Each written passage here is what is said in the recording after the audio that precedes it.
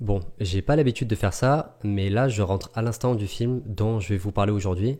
J'ai écrit ce script sur le chemin du retour et je tiens vraiment à tourner cette vidéo maintenant parce que je suis encore dans le ressenti brut de ce que j'ai vécu pendant mon visionnage. Dans ma dernière critique, je mentionnais Les Chambres Rouges de Pascal Plante en disant que c'était sans doute pour moi le grand chef-d'œuvre de 2024 pour l'instant. Mais je pensais pas que ce petit film sorti de nulle part allait être un aussi gros choc pour moi. Sérieusement, mais je vous pose la question, comment on va faire un top 2024 en fin d'année? Bon allez, faut vraiment qu'on parle du Royaume des Abysses.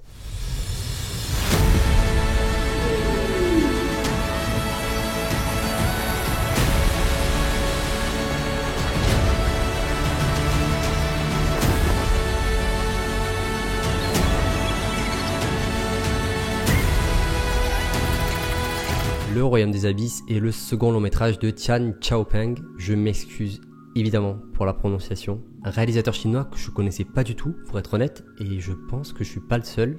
Mais franchement, qui a entendu parler de ce film, Le Royaume des Abysses? Ça sort le 21 février. En gros, je reçois une annonce d'avant-première le dimanche 11 février pour l'après-midi même. Je me dis bon, bah vas-y, feu, ça a l'air cool, pourquoi pas. J'arrive dans la salle avec une amie et on est 3 dans toute la salle. On est donc nous deux et un papy qui est là, qui s'est peut-être perdu, je sais pas. Et là le film commence, je vois les premières secondes d'animation et je me dis ok, il se passe un truc là. Le film raconte l'histoire de Shen Chu, une fillette de 10 ans qui est aspirée dans les profondeurs marines lors d'une croisière familiale.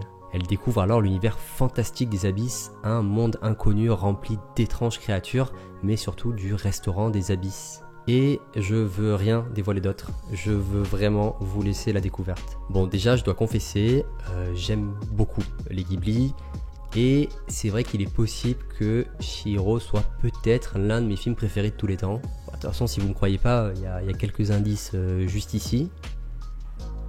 Mais aussi juste là, voilà, si vraiment vous n'êtes pas sûr du tout. Et c'est vrai qu'on voit énormément dans le film l'influence de Ghibli, et en particulier celle du voyage de Chihiro. Je vais pas détailler, pour rien vous dévoiler des personnages et des créatures, mais vous comprendrez très vite en voyant le film. On a aussi des grosses allusions à d'autres Ghibli, comme par exemple la faune et la flore sous-marine, qui est ultra colorée et qui fait beaucoup penser à Ponyo sur la falaise, mais aussi le restaurant qui se déplace et qui n'est pas sans rappeler le château ambulant.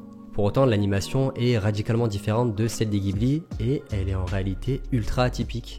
Mais voilà, il faut le dire, j'ai pas les mots pour dire à quel point ce qui se passe visuellement dans ce film est complètement fou. C'est ultra frénétique, on a en permanence des centaines d'idées visuelles à la seconde, ça fourmille de détails dans tous les sens, et j'avais pas pris une telle claque d'animation depuis le Across the Spider-Verse de l'an dernier. Mais là, sincèrement, je trouve que ça va encore plus loin dans la folie et la beauté des visuels. Il y a des couleurs vives et pétantes, mais absolument partout. Chaque plan est ultra léché. Il y a un travail sur les textures, sur la matière, sur la viscosité de l'eau et des aliments. Vraiment, on arrive à tout ressentir en tant que spectateur. Tous les objets qui sont animés à l'écran ont un vrai poids et ils sont vraiment palpables. Il y a une scène qui m'a vraiment marqué où on a cet enfant accroché à une bouée dans l'océan et qui bascule vers l'avant. Et j'ai vraiment eu le réflexe bête de presque m'y plonger en avant pour la récupérer. Ça oscille constamment entre du photoréalisme, de la peinture, des aquarelles. Mais franchement, c'est d'une beauté indescriptible. En fait, ça me dépasse d'imaginer comment autant de travail a pu être fourni pour un si petit film. Vraiment, je ne comprends pas.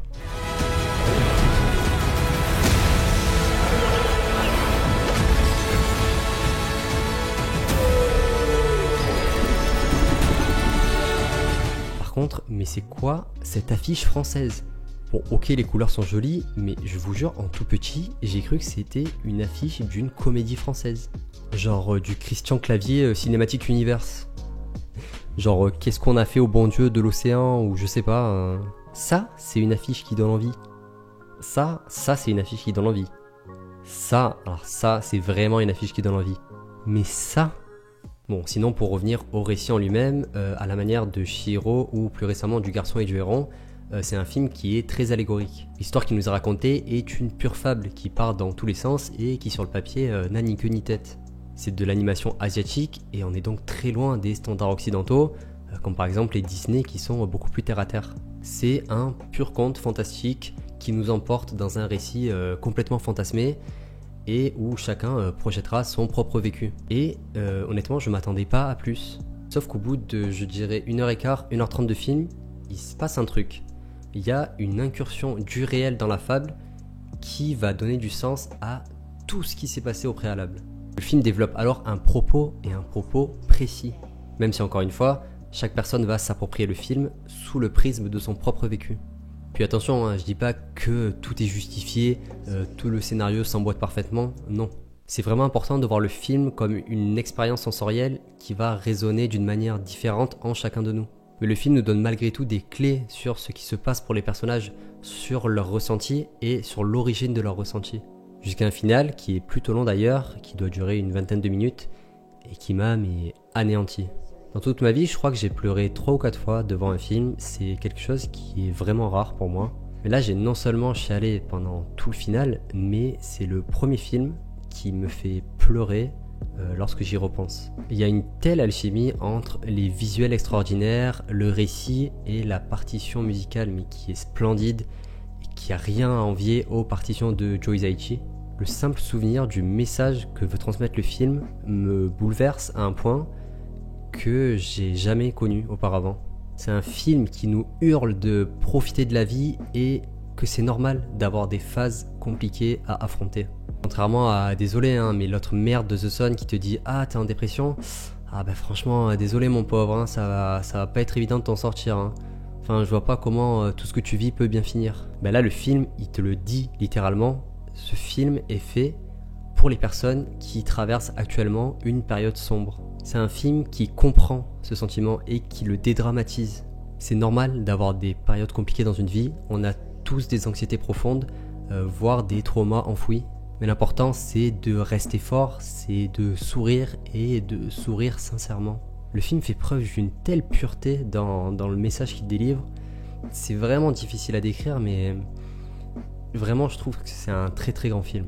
C'est un film auquel je repenserai dans les moments compliqués et un film que j'oublierai tout simplement pas, je pense. Rien que d'en parler, ça me refoule les frissons de mon visionnage là. Et on parle d'un film dont j'avais jamais entendu parler il y a une semaine.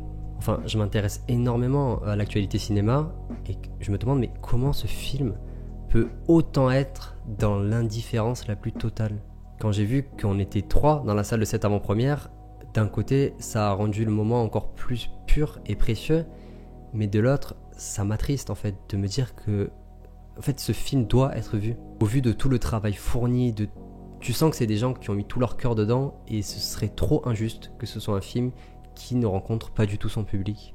Et c'est pour ça que je fais cette vidéo, c'est pour ça que je vais faire un format court sur Instagram et sur YouTube pour que les gens découvrent cette œuvre et que les gens aillent la découvrir en salle parce que c'est en salle qu'il faut découvrir ce genre d'œuvre.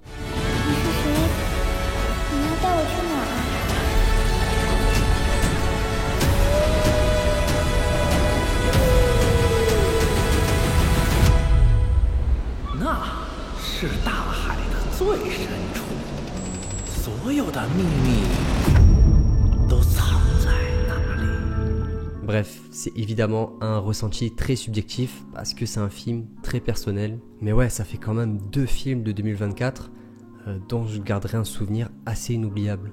Vous savez donc ce qu'il vous reste à faire, ça sort en salle le 21 février.